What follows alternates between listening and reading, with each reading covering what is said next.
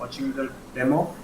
So imagine a futuristic simulation of a virtual world where mankind was forced to leave planet Earth because of factors like pandemics and climate change, etc.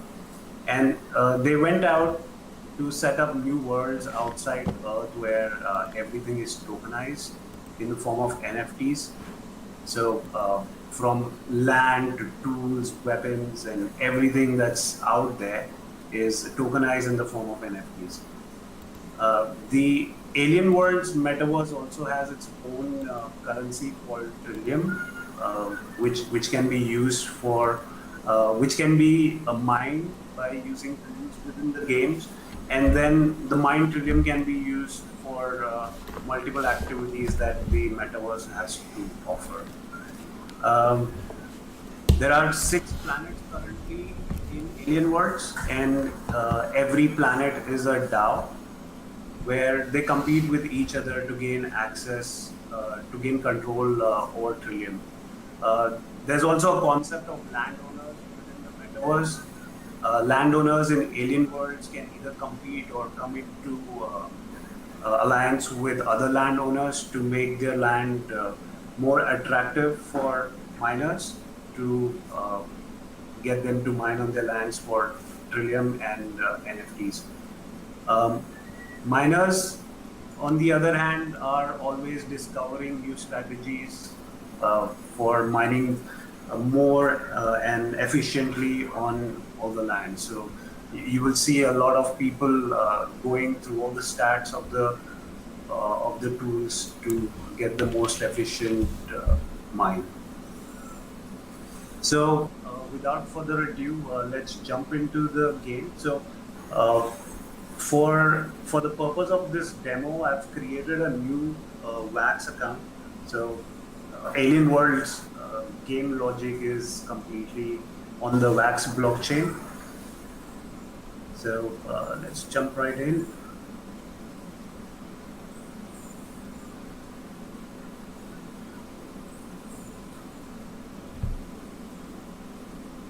So as soon as you log in for the first time, you'll be asked to set up your avatar name, and just after completing these small checks, you should be ready to get inside.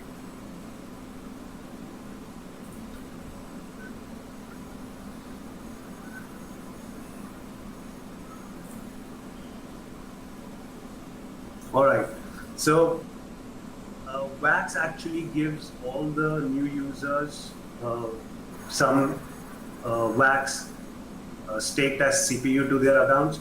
So currently, right now, the amount of Wax staked by Wax is not enough to complete a transaction. So this is actually one of the challenges that many users face. So it is advisable to have some Wax staked to your account before you start the game.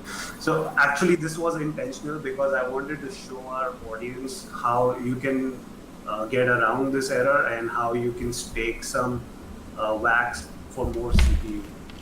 So let's check that.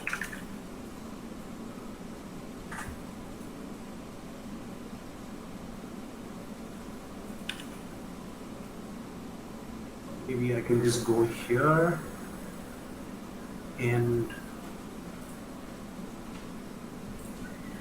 take some Wax for CPU.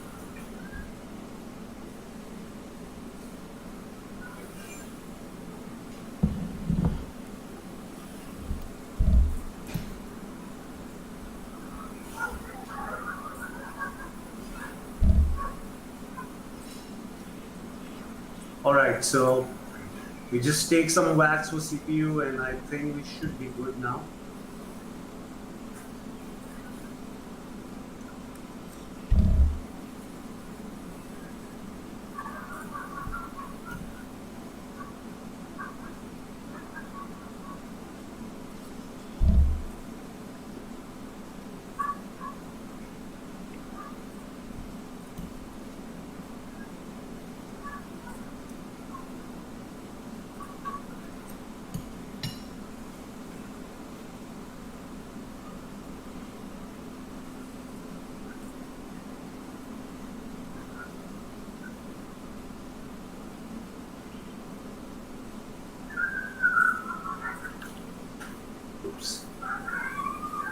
That's not good.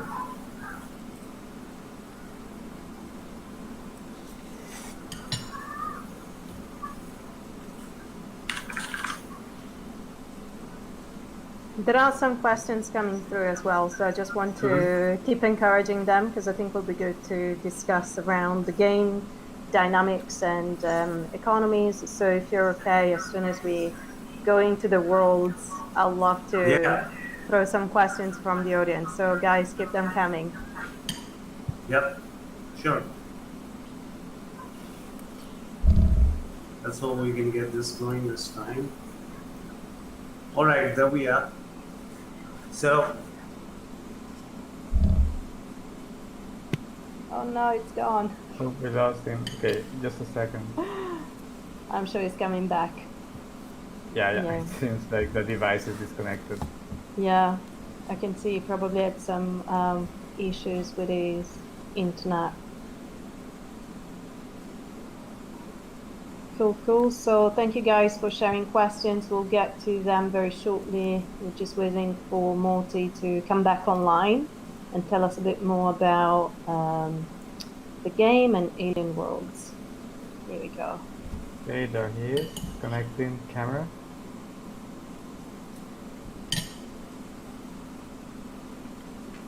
Okay, there he is. Hi, Morty. You back? Oh no, we lost the audio. Yeah, we lost your audio. Can you hear us?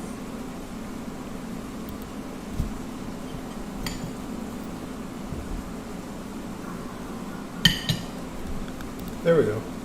Hey Morty, right. you back? Hey. Yes, all that. So, can you guys hear me now? Yeah, we can hear you. Yes. All right, great. So, all right. So, once you finish, once you've logged in successfully, the game will ask you. The game will just give you a random planet. You can choose a different planet, and so actually, what you're doing here, you're trying to set your back to start mining. So we can either just start with this planet or choose a different. Let's go with a different planet. So like I mentioned earlier, we have currently we have 6 planets. It's taking some time for the images to load.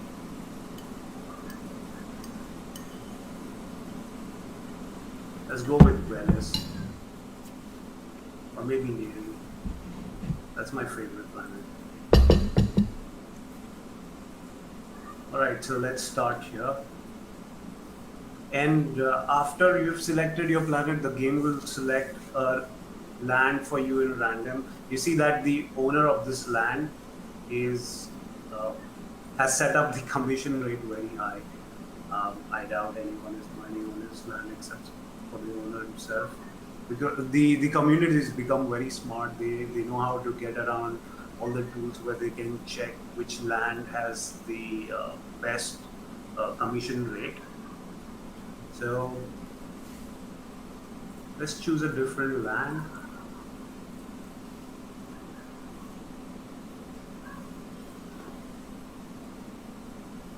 All right. Okay, this has 5% commission, not bad. So in any case, if you're not happy with the land that you've been that the game chooses for you in random, you can just change your land. You can use these arrows around here to navigate to another land. All right, so let's mine here. So these are all the live transactions that you're seeing.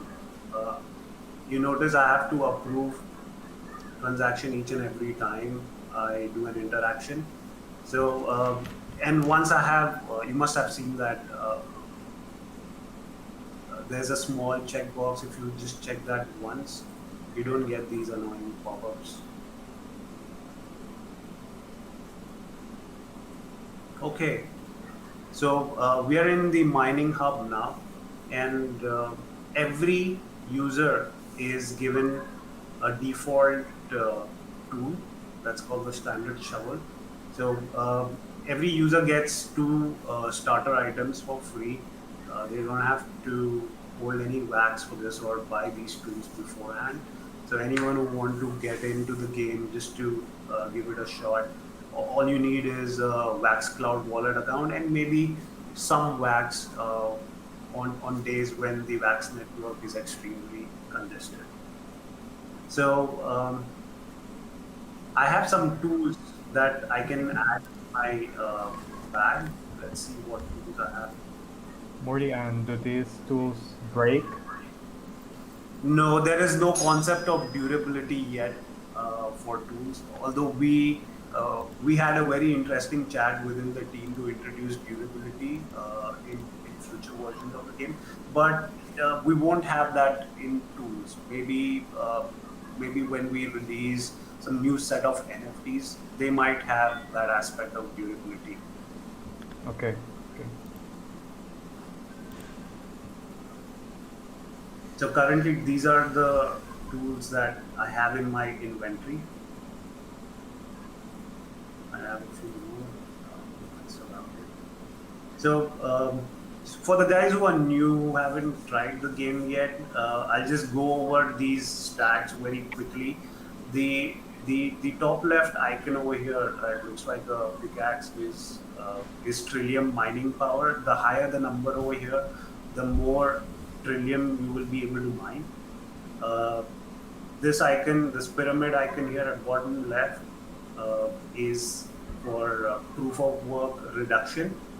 Uh, for guys who play on their mobile phones or on low end PCs, this is a very important stat because the game in the background has a real proof of work going on. So every mine requires the players to submit a hash, which is calculated by your computer, and then that hash is then pushed to the blockchain to confirm your mine. So the higher number you have over here, the faster you will be able to mine. This icon over here is for NFT luck. Uh, Currently, we've paused NFT mining. That's because we are trying to work on a system that uh, that makes NFT mining fair for everyone. So our current system, uh, I won't say it is broken, but it seems like people who are mining with free tools, like someone mining with a standard shovel, where he's able to mine more frequently, has better chances of getting NFTs compared to people mining with better tools where they've paid more for the tools. We've seen that kind of disconnect and frustration within the community. So for the time being, we've paused NFT mining to make NFT mining fair in the. Oops, we lost Yeah, him. we lost him again. I'm not sure that he knows. it, it seems it's probably the mic or the camera. So, okay. Well, in the meantime, there's a question here that maybe we can discuss. Hey guys, can you please maybe tell me what is an NFT and how it works? Yeah, why don't I take a shot at doing that while he's coming back? But Sure. a non-fungible token, that's what it stands for. So if tokens are completely fungible, they're just completely exchangeable, and you can't tell the difference. So, it goes into one wallet and into another, and the only thing you have to ask is how much. You don't care. If I tell you I'm going to send you a Bitcoin, you don't care which Bitcoin. You don't ask me for details about that Bitcoin. You're just happy to get one, and that's a fungible token. But in a game like this, where all the stats are different and all the tools are different and all the they might even have unique identifiers so that you can track each and every single item in the game independently from each other. So in this game, for example, if you have two basic explosives, each would have its own unique ID and they would be separate. So you could track little things like who owned it before me, what wallet address was it in, how many times is this thing mined versus this other one, and all those details, when they're tracked separately like that, that's what makes them non-fungible. That they're not just immediately interchangeable. It's that even two things that are the exact same have some differences between them. Yep. Very Hey clear. Thank you. guys, Oh, hey Morty, how are you? I'm good. I'm very sorry about that. I don't know why that's happening. No Um, worries. yeah, and thanks, Edward, for taking that question. Yeah, Appreciate that. glad to chime in for a moment. Right. So for the folks that are new here, I hope you get a brief idea of what the two stacks do. So we also have the charge time over here. So before you start, uh, for every Yep. Lost him Keeps again. dropping out. May have some issues on his. Any other generic questions? Yeah, actually, okay, this is a long format question, so I'm gonna read it.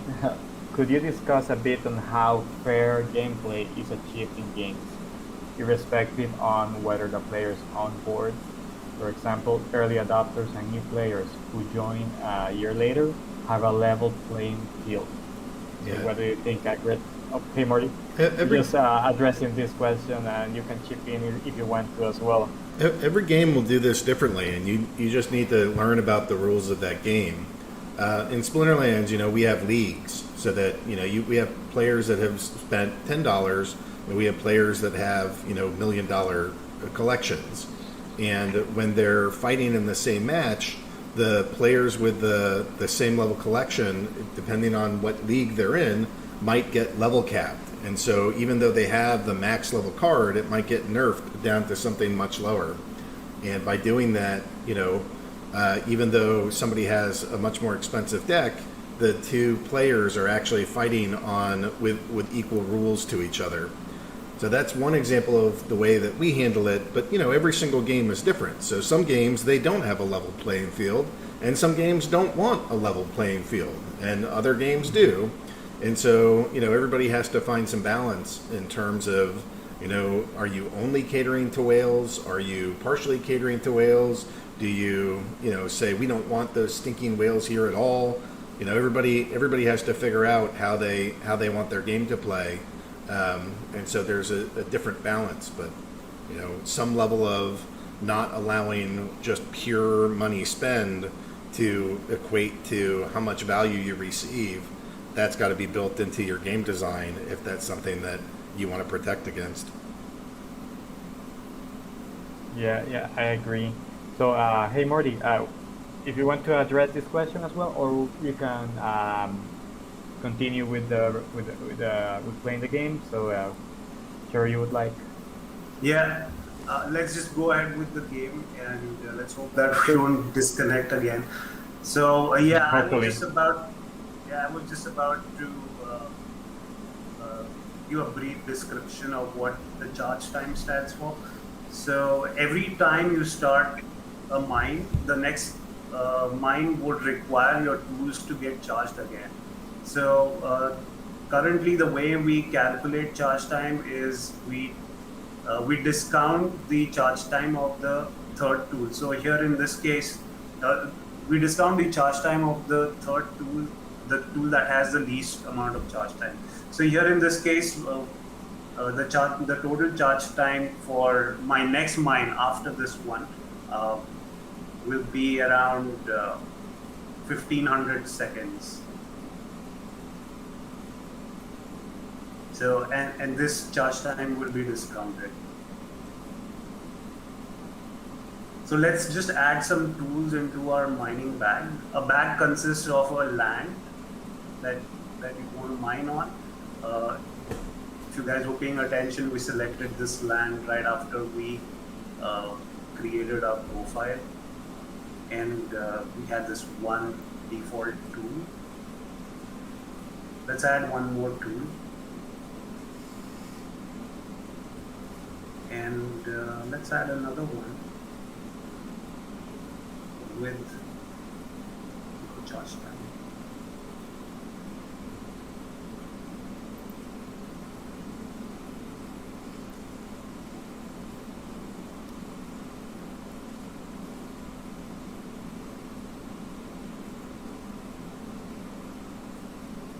All right, so we've got these three tools now in our bag, and let's the mine button.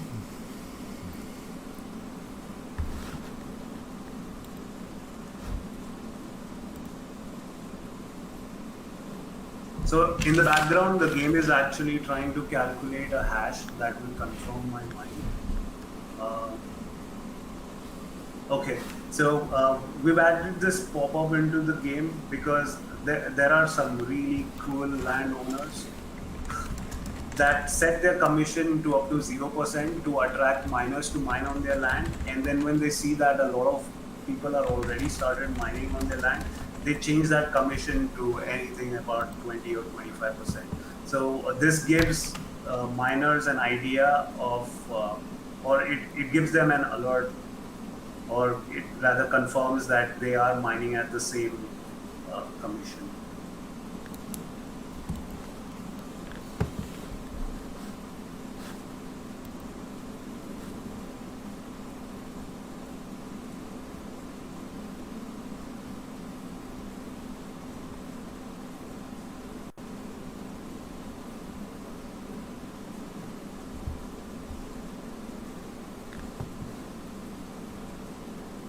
It takes just a little bit for the amount to get confirmed. It actually also depends upon how fast the APIs are working that we are connected with. Yep. And it is very likely that the amount is already claimed if I, okay, all right. Okay, so I got 0.0145 trillion for this mine.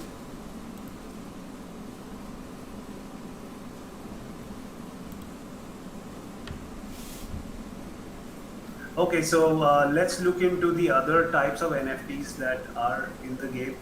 We've already taken a closer look at how tools operate. Then we've got something called as avatars. These are purely cosmetics.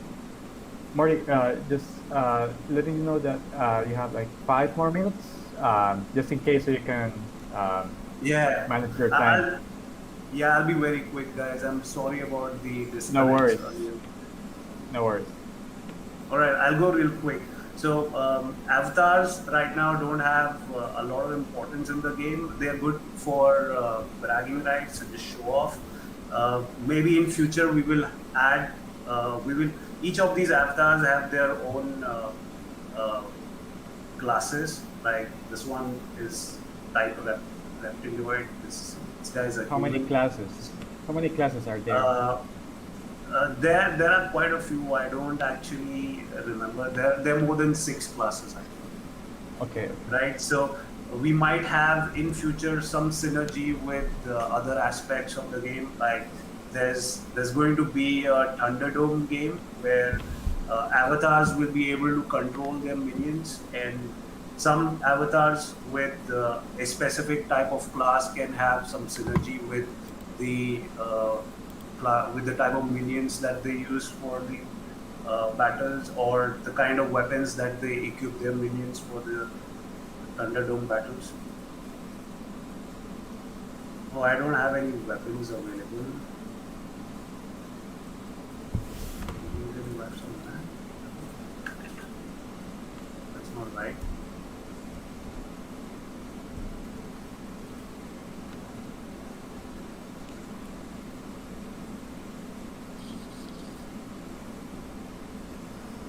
Sorry guys, it just takes some time sometimes to fetch things from the chain. Not sure why my weapons and land were not showing at that time. Alright, so I've got a couple of weapons here. Got a plasma shield. The weapons are not usable at this point in time because um, they'll be usable in something that we call as Thunderdome. The the team is working really hard to release the Thunderdome as soon as we can. So it's somewhere in our near to mid-term goals, releasing the Thunderdome. You can check your weapon stats by just clicking on them. There's also another category called of NFTs called artifacts, uh, which will introduce very soon. I think these will be consumable types of NFTs that can be used once, or it can hold a certain amount of charge. For instance, take for example a health potion which can hold charge. So maybe you'll be able to use that artifact for a couple of times and then it gets destroyed.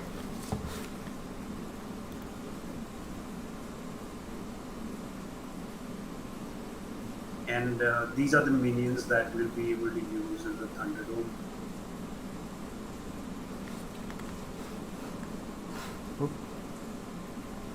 Looks like we lost him again.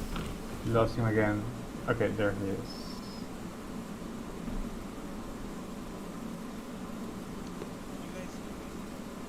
Yes, we can hear you, Marty.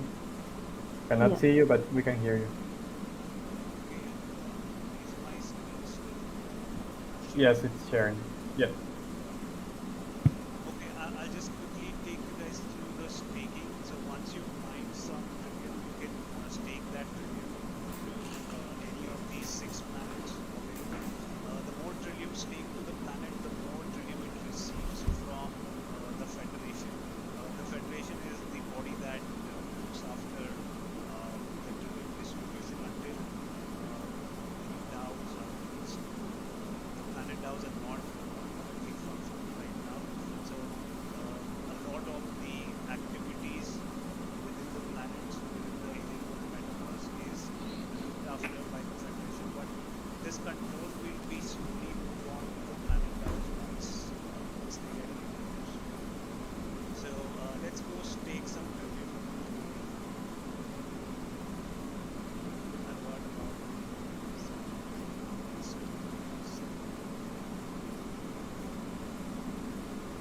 so currently there are no staking rewards for staking planets, but there's a huge amount of premium in each planet's treasury. So we're waiting for the DAO elections to begin, and then once we have planet councillors elected by the members, they'll have a say in how the planet treasury is used. And one very good way to use the planet treasury is to reward the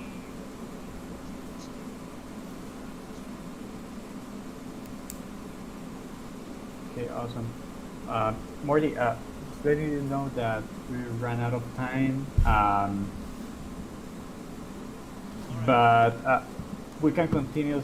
We can continue talking on all our channels. So everyone else, if you haven't yet tried Alien Worlds, it's a great game. Just look it up, and if you have any questions, just let us know, and we can get you in touch with Morty probably. Yeah, do give it a shot, guys. It's play.alienworlds.io, and all you need is Vax Cloud Wallet account to get started. Okay, awesome. Yeah, sounds very straightforward. Thank you very much, Marty, for showing us Alien Worlds, and we'll see you there. So, Agrit, now's your turn. All right. Can you share my screen? Yeah, there it is. No, it disappeared. There we go. All right. Yeah, Well, there it is.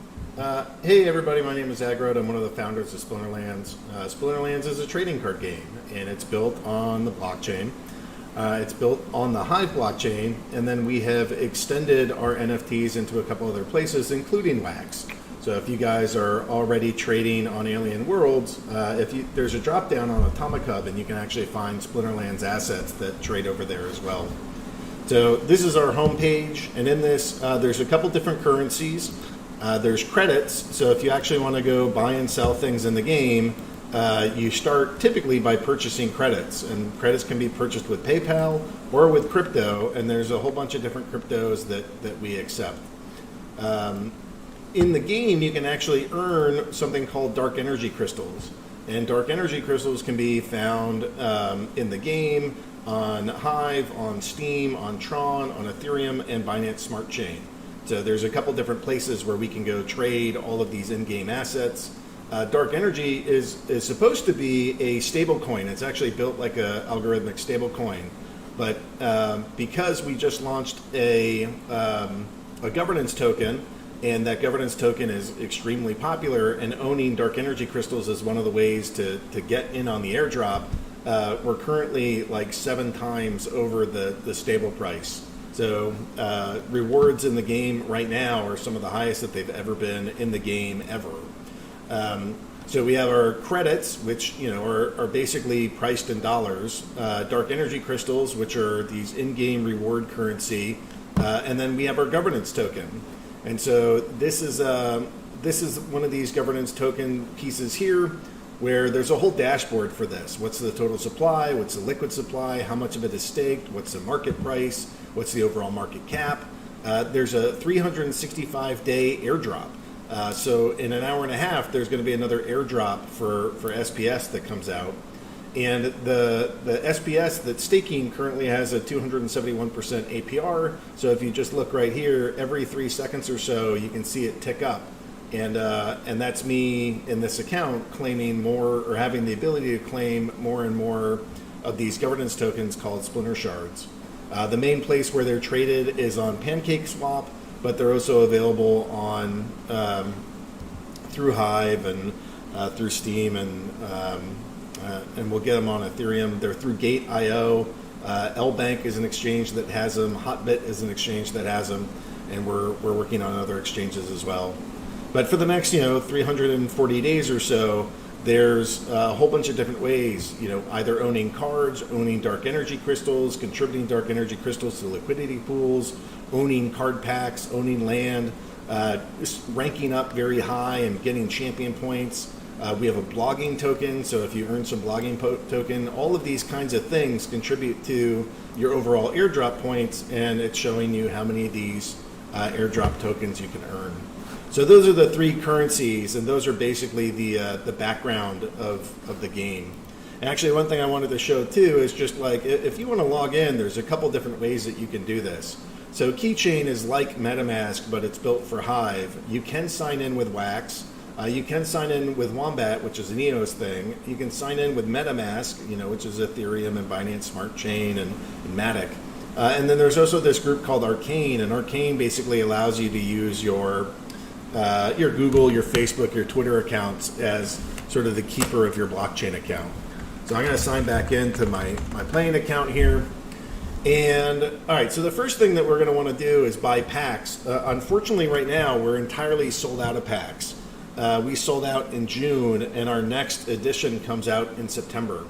There are kind of this one specialty set of packs called the Dice, or Asmari Dice, but we're really down to just the last couple things. I think I have about 9 days of supply left, and then we're basically sold out of everything. I mean, we've been going through such incredible growth that everything on the shelves has just been leaving the shelves. So once you get into the game, you're going to want your cards. So there are some default cards that you can have and play with, but if you want to get new cards, you're going to have to open up a pack. So I happen to have some of these packs from earlier. I can go open one of them. So by putting it into the monowell, what it's actually doing is it's pinging the blockchain. So this is a 6-second animation, and it's actually asking the blockchain, hey, what card should be in here? So I can go click on some of these, and that's a legendary. Boom! Vigilator. That thing is probably a $50 card. So that's pretty awesome and exciting. Glad I was able to pull that on a live stream. But that's what it looks like when you get these legendaries, and even when you just hold it there, it'll shake. But that's an exciting card. We'll go look at that in just a second here. And now, in case people are curious about, how do we verify this or how do you check this, all of the data can get populated into the algorithm, the transaction ID, block number, block ID, previous block ID. A lot of these things are just randomized and we can't control it, but then they're fed into something that's deterministic, and then it will spit out, oh, you were supposed to get the Vigilator, a Bone Golem, a Kobold Bruiser, Elven Defender, and Goblin Fireballer, and that's exactly what we saw. All right, so why don't we go into the market and we're going to go check out what that card was actually worth. So I'm going to grab a Legendary, and I'm going to grab it only from the Untamed edition, and there it is. Here's the Vigilator. So it's a $42 card that I just pulled out of a pack that I bought for $1.70. So here, this is the Vigilator.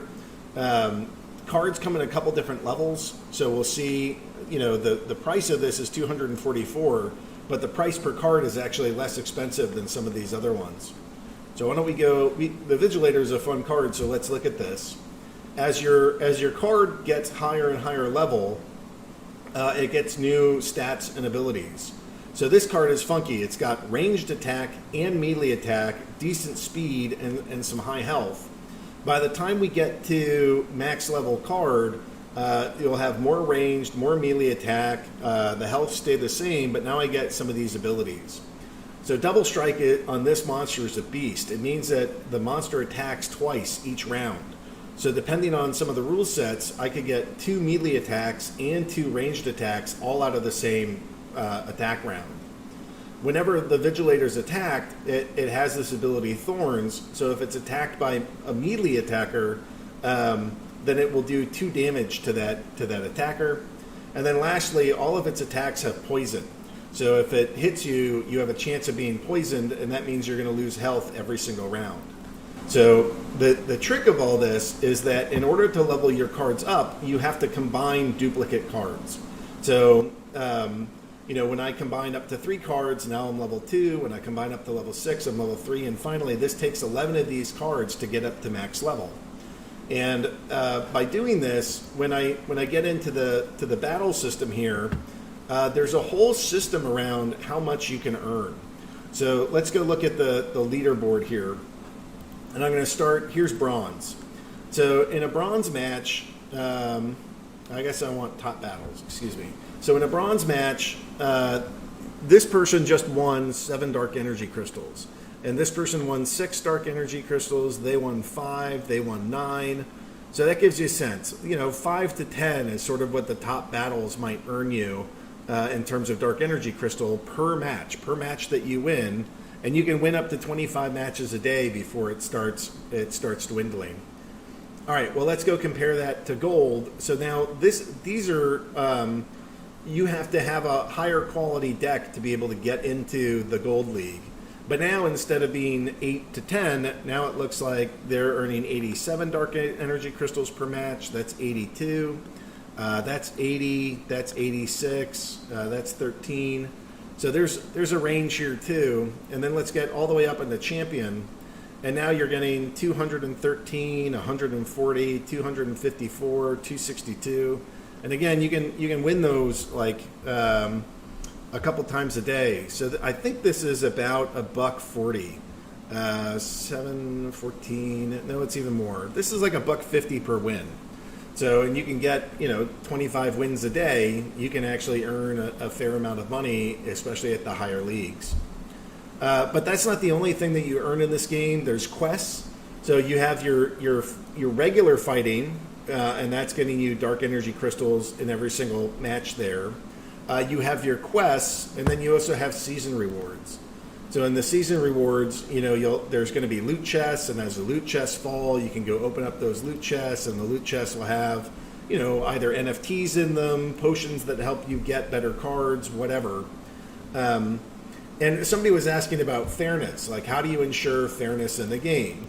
Well, what we do is we set the what level your summoner can be, and I'll talk about that in a moment. But the game is made up of summoners and monsters. So if you're at novice, the cards can only be level 1. And if you're at bronze, the summoners can be level 3, 2, 2, or 1, depending on the rarity. And then you get into silver, and now it's 5, 4, 3, and 2. You get into gold, and it's 8, 6, 5, and 3. And then when you get into diamond and champion, all the cards can be max. So, if I have a max deck, but I'm playing a friend of mine in bronze, my cards get nerfed down to these lower levels. Okay, so that gives us some of this sense. Let me see if here's how to play. So this kind of walks through some of the core stats of a card, right? So there's how much mana you have per card. So every single match is going to have a mana cap or a mana cap. This card will cost 6. Then you can have the different types of attacks. So there's melee attack, there's ranged attack, and then there's magic attack, and they all work a little differently. You have speed, armor, health, This determines the rarity or shows you what the rarity is. This little icon shows you what the level of the card is. The green bar can show you, how close it is to leveling up to the next level. And then lastly, you have some of these abilities. So the 3 different types of attack, melee has to be in position. They both have to be in that first position to attack. Ranged, it can't be in the first position to attack, and then it can attack from any of the back positions. And magic can be in any attack position, and it also gets to skip over armor. So if you're fighting and you use a melee attack, first you have to chew through the armor, and then only after the armor is broken can you attack health. Except if there's magic, magic will just skip over the armor and go straight to your health. And then there's like 40 or 50 different abilities on all of these cards. And all of these things basically help augment your team, debuff the other team, break some rules, or just go through all kinds of these funky combinations. So then I can go back to one of these other battles, and why don't we just replay one? So before, this is a match that I just won, and so when the match starts, what it does is it'll tell you the rule set. This is Melee Mayhem, and that means that the melee attack or melee attack monsters can attack from any position. All right, and then it has a mana cap of 13. So, I can only spend up to 13 mana to fight this battle. And then lastly, there's only 2 of these splinters or 2 of the elements that are allowed. I can either use the fire element or I can use the life element, and that's my only choice. So I'm gonna head into the replay here. And so the game is an auto battler. So like the real strategy here. I guess I'll mute this for a second. The real strategy of all of this is in picking the cards, picking the combination, putting the right monsters in front, the right monsters in back, not using like silly monsters in the wrong spots. So we both ended up choosing the red team, and actually there's a fair amount of overlap between the cards that are being chosen. So here's a cockatrice on his team, here's a cockatrice on my team. The chicken is a really favored card because it costs 0 mana. So especially in a low cap match like a 13 mana match, this card comes in super handy. We both have one of these creeping oozes. You'll notice that my creeping ooze is gold though. And if I win the match, I'm going to get a small benefit to my cards, or I'll get a small benefit to the amount of dark energy crystals I win for using some of these gold cards. We both have the flame monkey, and one of the some of the other differences, he's got this pixie and I have this kobold, and then he's got this the serpentine spy. So I'm going to go hit rumble, and the first thing that'll happen is that the monsters get to apply a buff. So his cards all get a 1 melee attack bonus, and my summoner doesn't do that, but my summoner costs less. So that's one of the reasons why that's a good choice for me.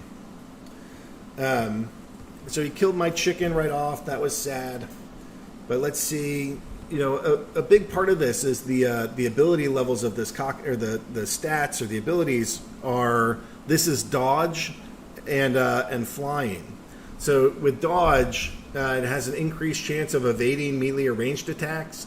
And flying does the same thing. Flying has an increased chance of evasion.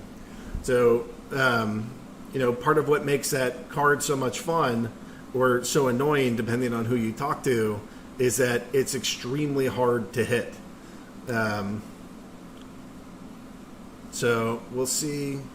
I pulled this out somehow, which is amazing to me. Somebody has to go hit that stupid bird. But the serpentine soldier just died. That was sad for me. Finally get a kill. All right, now that monster's killed, I have a decent chance of now being able to go kill his low health team here. So we'll see. We'll see who's boom. That was a big hit. And then if we can get that serpentine spy down, then that's probably going to be enough for me to win. So this is how this plays. You know, it's all automatic, but the whole thing is about, you know, strategy and figuring out what are the right combinations of cards, what's the right order to play them in. You know, it's less about that turn by turn, but this whole battle, that whole thing of me explaining that took about 3 minutes. And the players, after they've been playing a while, they don't wait 3 minutes. They'll either speed it up or watch it faster, or they'll just skip over to the results. So, you know, for some of the guys coming over from Magic the Gathering or Hearthstone or something, you know, they're initially frustrated because they're used to play by play, but then by the end, and they realize that the matches are really just like 1 minute or 2 minutes long, and then you're back to doing all the strategy again. I think our players get pretty excited for that. So this is what happened to our rating. So I got plus 20 to my rating. He got minus 6 to his rating. And then I earned dark energy crystals. And you can see that in my dark energy crystal bonus, you know, I had a high capture rate, which means that I'm not playing a million games today. I have my win streak. So being part of a win streak means that I can get more. I have some gold cards in there. So those gold cards help me capture more. Some of the older cards are the alpha and the promo cards, so I got some bonus for using those. And then lastly, I'm in a high level guild, so that helps me capture more dark energy crystals. So it's around 7. So that one match I just earned about $1.50. And so then what I can do is just head right back into the next game and play again. And there's a couple other formats that are part of this. So we have tournaments. In the next week or week and a half, we're giving away $20,000 in tournaments. I mean, all told, we're giving away millions of dollars in this game. But just in tournaments alone, it's 20 grand, and that's basically through. Most of it stops around here, like the end of the. This is where I built tournaments out. So it's like the next 9 days is really like the bulk of this. So the next 9 days, we're giving around, I don't know, 15, 20 grand. Okay, so and then the question of fairness comes back of like, you know, if you'll notice, all these tournaments have different rules. So here, you have to be in Diamond League and use gold foil cards, and you can only use the most current editions. And so, yes, it's high level, but it's only the current edition, so it's not like you're expected to own all the cards. As opposed to something like this, where it's bronze, and you can't even use legendary cards, and you can only from the Untamed edition. And those kind of caps make it so that it's all fair for the various players. And so when even if some whale comes in and they have every card in the game, they're just stuck with only Untamed cards, and they're all at bronze level. And so that's part of the fairness of this. But you know, there's tournaments for all kinds of different leagues, the earliest cards, all kinds of cards, just the most recent cards, that all mixes around. And then we also have guilds. So a big part of this is kind of like the social aspect of hanging out with your guilds. So the last time I checked, we have about 400 guilds in the game. Nope, we have 500 plus guilds in the game. So you can form a guild, and a guild starts with up to 15 players in it, but you can have up to 30 if it's max level. And when you get higher and higher levels in your guild, you can actually get discounts at different parts of the game. And but within a guild, there's you have different buildings that are part of this. So you have your main guild hall, you have your guild lodge, and then you also have an arena. And that arena is where you can have your, there's a whole set of like guild tournaments and guild fights, which are called guild brawls. And so here it's kind of similar in that you're still playing individual matches, and there's different rules for each one of these matches. But now it's not just you playing one other person. Now it's your whole team fighting, in this case, 1, 2, 3, 4, 5, 6, 7, 8. So there's our guild versus 8 other guilds all in one giant tournament with each other, and that's why we call these things a brawl. But there's 16 different matches in this, and everybody's fighting, and it's a team sport. So the better that your team does, you know, all the different players in your guild do, the more prizes that you can earn. So that's a pretty good rundown of some of the fighting that's in this. I guess what I'd want to share is just some of like how crazy the growth has been. So I'm staring at Discord here. So there's some commands in our Discord. This shows the price of the NFTs that we've been seeing over the last little bit. So like a little over 2 years ago, the cards in total were worth about $1.29 million.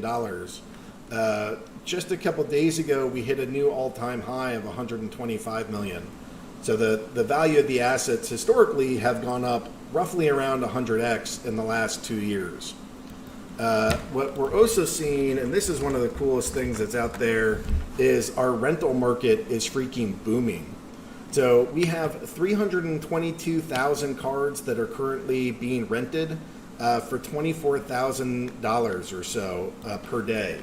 So if I go grab a calculator here and I do 24,620 and I multiply that by 365, our players are earning about $9 million simply renting cards on an annualized basis right now.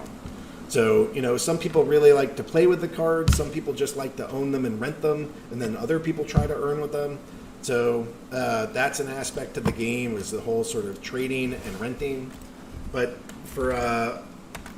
this is like a player-generated site. And I love checking this thing out. I'm going to go back 2 years from today and just kind of show you the scale of growth that we've been seeing recently. This is the number of battles per day. So 2 years ago today, we were doing 36,000 battles. And I guess this data is stuck a little bit, but this is from a week ago. We did just under 800,000 battles. And users, we're seeing the same kind of growth there. 2 years ago, we had 2,100 accounts that were interacting on the same day. A week ago, that was 34,000. Let me go check another site here. This is Peak Monsters, and then we're going to go into Explore, and we're going to do the dashboard. So here, we've been doing around 4 million transactions on chain per day.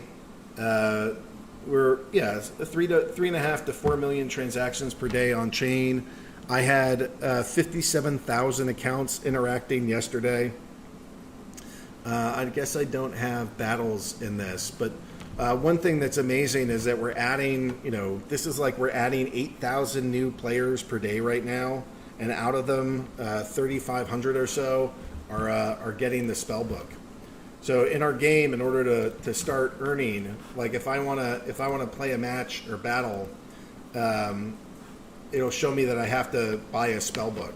So there's a $10 spell book to get you started, and what it does is it allows you to complete daily quests, earn season rewards, earn dark energy crystals, go into tournaments, and you can't do any of that without the spell book. I mean, you can fight battles and get a sense of the game and how it plays, but until you own the spell book, you can't really get started in the game. So we're seeing, just remarkable growth in terms of how many people are joining, how many people are participating and fighting, and it's a really fun game. There's millions of dollars in prizes that have been going out. There's social aspects through the guild and through Discord. There's battle aspects through all the fighting. The market is just going freaking crazy. We've done 21,000 unique NFT sales, and that's all player to player for $165,000 today. So the market's going crazy. The prices have been just skyrocketing, and we just keep adding more and more players. So the last thing I'll share is that our big, there's a bottleneck because there's no new cards for sale right now, but the pre-sale for cards starts in September. So this is a great time to get into the game. What we do with these pre-sales is that if you start early, I guess it's all, we hit it for right now. But if you start in the packs early, you can actually get a whole lot of airdrops. So it says it here. This means that the first 100,000 packs purchased will be eligible for all 14 airdrops. So if you get early packs, you get more airdrops, and if you get later packs, you lose out on them. So because this new edition is starting like a month from now, you'll be at the very beginning of that edition and just be eligible for so many airdrops that, you know, like some of these cards now that we've airdropped for, these were cards that we airdropped for free onto players. Let's go look at just these. These are some of the summoners. All of these except Camilla were airdropped cards. So now players got airdropped, you know, almost, I don't know, 1,400 cards that are now worth $500. So same thing down here. We airdropped probably 1,500 of these things, and now they're worth $110. So getting in early on the editions gives you tons of airdrops, and those cards can go up in value or fluctuate in value. It's an exciting time to be part of this. We're really just starting our what I think is just massive, highly accelerating growth. We had 4,500 new accounts sign up and actually buy the spellbook and start playing yesterday. So this is the fastest I've seen the game grow in my 3 years of doing this, and it's just overall a really exciting time. And you know, like some of these card prices are in the, you know, $10,000 plus range now, and it's exciting to see cards sell for that, and exciting to see players come into the game. And you know, you don't have to spend thousands. I mean, that's one of the other parts of this, is that there's a whole card rental market, and you can go rent these cards, and you don't have to have the absolute best. You know, you can start with something small and try to get into the game, make sure you understand it, make sure you like it. And here, this is cards that are renting for fractions of a cent a day. So you don't have to come in as a billionaire and just buy your way in. Actually, it's probably safer and smarter to just rent some cards, play the game, and participate that way. So hopefully you guys got a pretty good sense of what this game is, how we play it, what we do, and are there questions I should answer, or what do you want to do next? Yeah, thank you, Egret. It looks great, obviously. And I have a question. I noticed that it says that Season 2 ends in a couple of days. Yep. So what would someone, a user or a player, expect with this new season? Well, every season is similar. In the there's a leaderboard, and the players are competing for prizes. So in Champion League, if you end the season in first place, you'll get 200,000 Dark Energy Crystals. Well, that's $1,400 or so. I mean, you're playing a video game, and you're gonna get a mortgage payment. You know, like that's a lot of money, especially for the gamers. And so, you know, you're trying to battle for these higher positions so that you can get that prize pool. So that's the main thing, and some of that is just bragging rights too. Some of that, if your rating is above 3,700 at the end, you get champion points, and then with champion points, those champion points can actually contribute to the airdrop so that you can get our governance token. So if you can make it all the way up into Champion League, then for the next 340 days, you'll get airdrop points because of it. So because you're a skilled, high-ranked player, I mean, we'll pay you in Splinter Shard tokens. And those Splinter Shard tokens are trading. They're on Pancake Swap primarily. So this is one of the websites I like to go to. It's dextools.io. And hopefully it'll go load up this chart, and you can see that, you know, we have almost 25,000 different accounts on Binance Smart Chain that are holding this. So, you know, we opened, it went a little bit nuts, but it seems to be stabilizing around 32 cents or so. So it's a fantastic open. We're doing a couple $1 million in volume per day, and I don't know. That gives you a pretty good sense of the game and what we've been building and what we're putting together. Yep, for sure. Thank you. And we have a question. I think that you kind of answered it already, but maybe as a recap. Hey, how can we earn from these games? Sure. Your gaming base. So if you want to be passive, you just buy cards and rent them. And, you know, like I said, players are earning roughly $9 million per year right now just renting cards. If you want to play, then you would buy cards or rent those cards, and you get, if you win a match, you get prizes. If you do your daily quest, you get prizes. If you complete well in a season, you get prizes. You can compete in tournaments and get prizes, and you can do your guild stuff and get prizes. So, and then if all of that is too scary for you, we also have, you know, there's like a whole social aspect to this where there's blogging and like community art rewards and things like that. So there are ways to get started in here without having to spend really any money.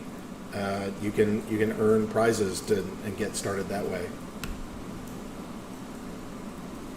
Okay, awesome. Thank you very much, Hagrid. I don't know, Serena, do you have any questions, or maybe we can? No, I don't. I'm just mindful of the time, and I just wanted to thank both projects for joining us today and everyone who followed the Play the Game first episode of this new season. So thank you all guys for showing us more about the games, and I want to make sure we share all the news about these games with our community. So keep your questions coming for Aliens World and Splinterlands, and very happy for you to have joined the Blockchain Game Alliance Play the Game first episode. So thank you so much guys, and let's keep in touch until next time. So Sounds great. thank you so much, Louise, and Thanks thank you all. Yeah, thanks for having us. Have a great day. Thank Take you. care, guys. You too.